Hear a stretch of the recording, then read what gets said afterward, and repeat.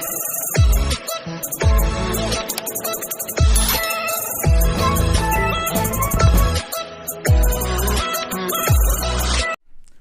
Everyone, welcome back to YouTube channel quality study. आज हम लोग पढ़ेंगे प्रश्न क्रमांक 9, जिसमें बोला है उस समांतर श्रेणी के प्रथम 7 पदों का योग 49 है और प्रथम 17 पदों का योग 289 है। तो इसके प्रथम n पदों का योग ज्ञात कीजिए। हम लोग को पता नहीं समांतर श्रेणी क्या है ना। मान लेते हैं कोई समांतर श्रेणी A1, A2, A3 dash dash dash A7, ऐसे करते करते A17 आएगा। ऐसा कोई होगा। यहाँ से हल है ना, यहाँ से हल करना शुरू कर दिया हम लोग। ऐसा कोई समांतर श्रेणी मान लेते हैं।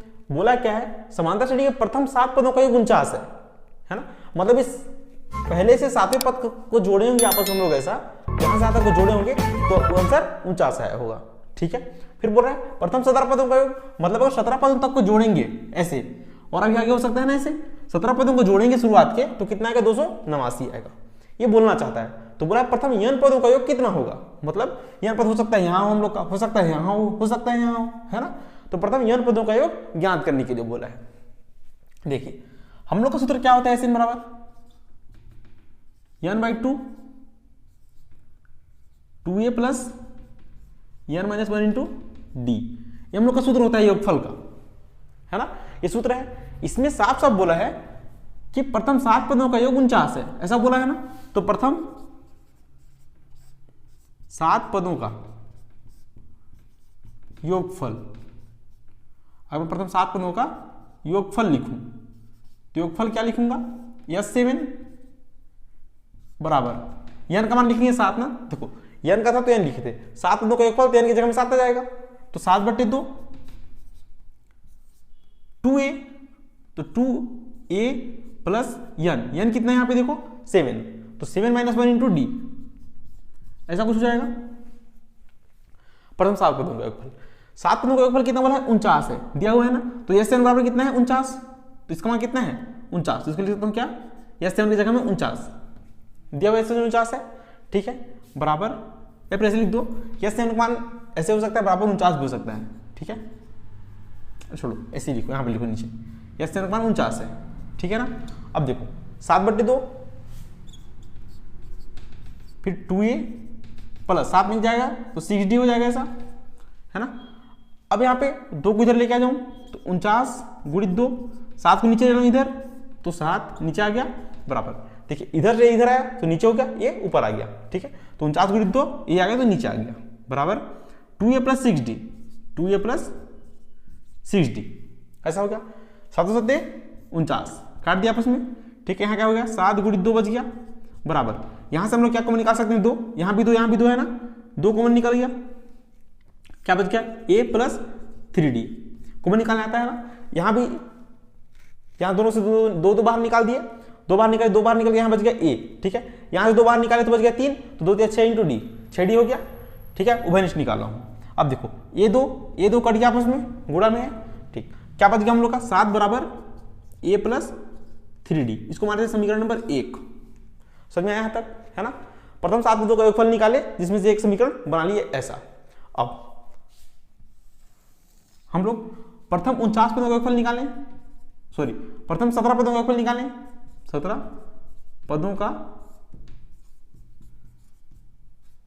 योगफल देखो कितना होगा, बराबर कितना हो जाएगा n/2, तो 17/2 है ना। फिर 2a प्लस n-1 मतलब 17-1 इंटू डी, ऐसा कुछ हो जाएगा ना। ठीक है, अब यह 17 का मान कितना दिया है 289 है ना। 17 पदों का योगफल 289 बोला है। ठीक है, तो योगफल कितना है 289, 17 पदों का योगफल 289 लिख दिए बराबर 17/2। 17 को इधर ले लाऊं, अगर यहाँ पे देखो अगर 17 का मान 289 दिया है तो ये 2 है ऊपर आ गया, 2 को ऊपर आ गया और ये 17 को नीचे ले लाया तो 17 नीचे आ गया। ठीक है, बस ट्रांसफर किया, इधर क्या बच गया 2a प्लस 17 में घटाएंगे तो 16, तो 16d, ऐसा समझ में आया यहाँ तक। ठीक है, कुछ नहीं किए, 17 है, 17 मकान कितना है, 17 का मान 289 बोला क्वेश्चन में, तो इसकी जगह में 289 रख दिए। इस 2 को ऊपर लेके आ गए तो गुणा 2 हो गया, इस 17 को नीचे लेके आ गए तो गुणा 17 हो गया। इधर ट्रांसफर किया ना, तब इधर ट्रांसफर किए तो नीचे वाला ऊपर, ऊपर वाला नीचे। क्लियर। अब देखो 17 गुणित 17 करने पे 289 आता है। ठीक है, इसे काट दें 17 से, 17 दूनी कितना हो जाएगा 34, 17 गुणित 2 कर देते हैं बराबर, यहाँ भी दो कॉमन निकाल सकते हैं बाहर दोनों जगह पे। जैसे कि देखो A2 ये 16 है ना, यहाँ से 2 कॉमन निकाल दूंगा तो क्या बच जाएगा, यहाँ क्या बच गया, एक ए बच गया प्लस 8D, ऐसा होगा ना, 2 बाहर निकल गया तो ये 8 है, ठीक है। 8 दूनी 16D और ये 2 एकम 2 ये, ठीक है। अब देखो 2 कैंसिल, क्या बच गया 17 बराबर A प्लस 8D, ये क्या होगा हम लोग का समीकरण नंबर 2। समझ में आया, ये समीकरण 1 बन गया, ये समीकरण 2 बन गया, ठीक है। नोट कर लो, फिर इसको हम लोग आगे हल करते हैं।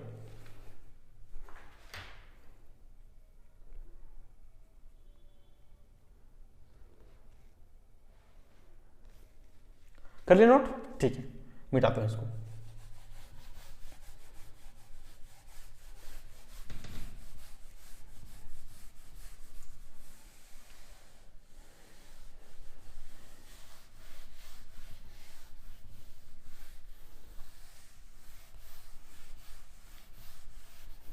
देखिए हम लोग का समीकरण 1 है, समीकरण 2 ये वाला है, ठीक है।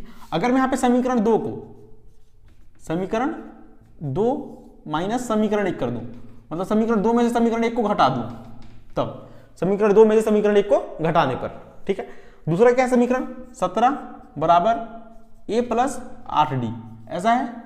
दूसरा पहला समीकरण क्या है 7 बराबर A plus 3D, A plus 3D, clear, ऐसा है ना। अब देखो इसे हम लोग क्या कर सकते हैं, घटा रहे हैं तो ये माइनस हो जाएगा, यही माइनस ये भी माइनस, ऐसा हो गया ना, कट गया, ठीक है। अब 8 में 3 घटाएंगे कितना आएगा 5, है ना, तो 5D हो गया। A माइनस A कितना हो जाएगा 0, A कट गया ना, A कट गया तो 0 प्लस 5D, ये खत्म। 17 में 7 घटाएंगे तो बच जाएगा 10, ऐसा गया ना। यहां से 10 बराबर क्या आ जाएगा 5D। समझ में आया कैसे कटा है। समीकरण 2 से समीकरण 1 को घटाना था। समीकरण 2 क्या है 17 बराबर A प्लस 8D, समीकरण 2 वाला है, समीकरण 1 वाला है ना। तो 2 को ऊपर लिखे, नीचे लिखे 1 को, समीकरण 1 को, और घटा दिए, है ना। घटाने के बाद में ऐसा आया, हाँ इधर को इधर से घटाया। अब देखिए D मान कितना आ जाएगा 10/5, 5 दूनी 10, सर्वांतर कितना आ गया 2। हम लोग क्या क्या निकल गया सर्वांतर 2।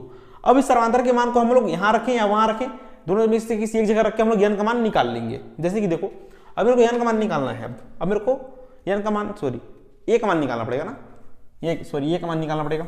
देखो d के मान को समीकरण 1 में रखने पर, समीकरण 1 में रखने पर, रख के देखते हैं, रखने पर समीकरण 1 कौन सा ये वाला है ना, 7 बराबर A plus 3D, A plus 3D। अब इन दोनों को मिटा दें, इसको भी और इसको भी। देखो समीकरण 1 का मान कितना है A प्लस 3D, तो D का मान कितना है 2 ना, तो D का मान रख देते हैं 7 बराबर A प्लस 3 इंटू 2, ऐसा हो जाएगा। अब कर हो जाएगा 7 बराबर A प्लस 6 आ गया, A का मान कितना आ जाएगा 7 माइनस 1, 7 माइनस 6 सॉरी, ये इधर ले है ना, 6 को इधर भेजेंगे तो माइनस 6 हो जाएगा, तो ये कितना आ गया 1। ये क्या हम लोग का प्रथम पद, हम लोग का प्रथम पद यहां से निकल गया, ठीक है।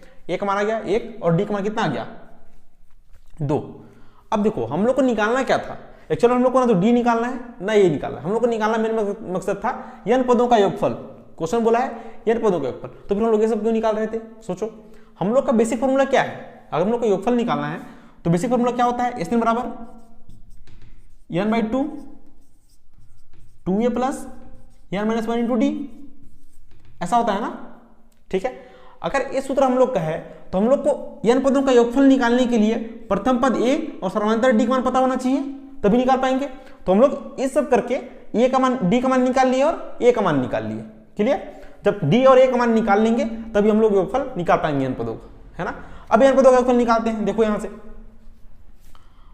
अतः n पदों का योगफल, n पदों का n पदों का योगफल, इसके ऊपर लिखना ना यहाँ पे n पदों का योगफल का सूत्र ये वाला हो जाएगा जो हम लोग से प्रश्न पूछा है n पदों का योग ज्ञात कीजिए, तो योग ज्ञात करने वाले हैं हम, ठीक है। देखो SN बराबर n की जगह में n रखेंगे क्योंकि n पदों का योगफल निकाल रहे हैं ना, तो अब n की जगह में n ही रखेंगे 2a। अब देखो a का मान कितना है 1 ना, यहाँ पे a का मान निकालनी है, प्रथम पद कितना है 1, तो 2 गुणित 1 हो जाएगा, a की जगह में 1 लिख दिए, है ना। फिर n माइनस 1, n नहीं पता कितना है तो -1, ठीक है। d सर्वांतर है, सर्वांतर कितने निकालने हैं, 2 ना, सर्वांतर d का 2 और 2, ये 2 हो गया, खत्म। अब देखिए Sn हम लोग को निकालना है, कितना आएगा, ये n/2, यहां से देखो 2, ये बीच में प्लस है ना, ये प्लस छूट गया था ना, 2 ये प्लस है तो यहाँ पे 2 गुणित 1 प्लस होगा, तो यहाँ 2 हो गया, प्लस n-1 इंटू 2, तो n-1 फिर 2। अब देखो 2 यहाँ भी है और 2 यहाँ भी है ना, 2 को फिर बाहर निकाल लो, ठीक है, 2 को बाहर निकाल लेता हूँ, ये 2 बाहर आ जाएगा तो n/2, अब ये 2 बाहर आ गया तो 2 बाहर ऊपर लिख दिए नीचे ऐसे, यहाँ क्या बच गया 1 प्लस n-1, ऐसा बच गया, ठीक है। थोड़ा सा मैं इसको इधर मिटा दूं, है ना, थोड़ा सा जगह चाहिए, ये देखो ये 2 कट जाएगा, ऊपर नीचे क्या आ गया हम लोग का Sn बराबर, ये Sn था ना, Sn बराबर क्या आ गया, देखो Sn बराबर आ गया n, है ना, ये वाला n, फिर 1 माइनस 1, 1 में घटाएंगे 0 बच जाएगा 0, लेकिन यहाँ क्या बचा n, तो n इंटू n ब्रैकेट में ऐसा, तो Sn बराबर क्या आ जाएगा n²। इसका मतलब क्या समझे कि n पदों का योगफल कितना होगा, n²। इसका मतलब ये कि अगर मैं प्रथम 7 पदों का योगफल करूं, 7 पदों का योगफल, तो 49 क्यों आता था, पता चला, पदों का योगफल 49 आया था, क्यों, क्योंकि अगर मैं यहाँ 7 रखूंगा तो 7 सते 49, n का स्क्वायर करना पड़ेगा ना, अगर मेरे को पहले 7 पद को अगर जोड़ना है तो 7 का स्क्वायर कर देंगे, तो 7 पद निकल जाएगा तो 49 आ जाएगा। वैसे 17 पदों का था तो 17 का स्क्वायर कर दिए तो उसका योगफल निकल गया था 289। ऐसे अगर हम लोग चाहें, ठीक है, ऐसे हम लोग को इस क्वेश्चन का मतलब ये है कि अगर हम लोग को ऐसा कुछ हो तो मान लो तीसरा पद बोलता है ना कि 3 पदों का योगफल बताओ, तो क्या करते, 3 का स्क्वायर, है ना, 3 पदों का योगफल देने की जगह में 3 रखते तो 3 का स्क्वायर करते तो तीसरा पद का योगफल निकल जाता, कितना निकलता, 3 तिहाई 9, ठीक है। वैसे अगर बोलता मान लो 10वां पद का योगफल निकालो, बोलते प्रश्न में कि प्रथम 10 पदों का योगफल ज्ञात कीजिए, तो प्रथम 10 पदों का योगफल ज्ञात करने के लिए हम लोग क्या करते, 10 पदों का योगफल ज्ञात कीजिए, तो Sn बराबर क्या हो जाएगा n², 10 पद बोला है, चलिए जब इतना 10 का स्क्वायर बराबर 100, इसका मतलब 10 पदों का योगफल कितना आता, 100, समझ में आया। ऐसे करने के लिए इसका मतलब यह था कि n² होता है योगफल, ठीक है। अगर समझ में आया हो तो चैनल को सब्सक्राइब जरूर कीजिएगा, और समझ में ना आया हो तो वीडियो को दोबारा देखिएगा, ठीक है। बहुत अच्छे से समझाया हूँ, जरूर समझ में आएगा, रिपीट कर लीजिए।